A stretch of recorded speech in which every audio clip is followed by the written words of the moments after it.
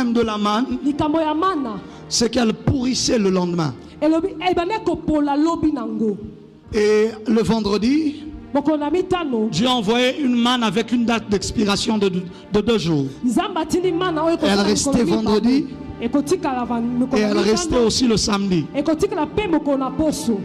Écoute-moi. Lorsque Dieu te dit de te reposer, ça veut dire qu'il a l'intention de te prendre en charge. Le sabbat était leur jour de repos. Ça ne veut pas dire que tu vas mourir de faim. La manne qui normalement pourrissait après 1 jour faisait 2 jours. Chacune des saisons que tu traverses est régulée par le ciel. La providence de Dieu s'adapte à ton besoin.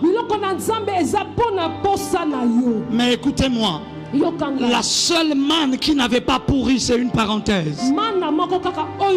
C'est celle qu'on avait pris et qu'on avait mis dans l'arche à côté des tables de la loi et de la verge d'Aaron. On avait mis ça dans l'arche parce que ça servait de témoignage pour les générations futures. C'est-à-dire normalement, la manne doit pourrir le lendemain. Mais la seule manne qui n'a pas pourri, c'est celle qu'on a mis dans l'arche. Tu pouvais venir 1 année après. Elle était toujours intacte. Ton problème, c'est que tu conserves le don de Dieu en dehors de la présence de Dieu. Tout ce qui vient du ciel se conserve dans une atmosphère du ciel.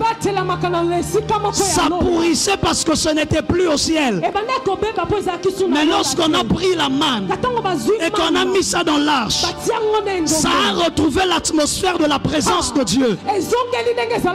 Ça ne pouvait plus pourrir. Ton don pourrit.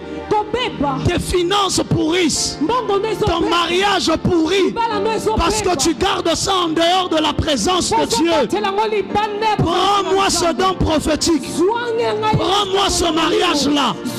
Prends-moi ces finances-là. Mets ça dans la présence de Dieu. Tu constateras que ça ne pourrira pas.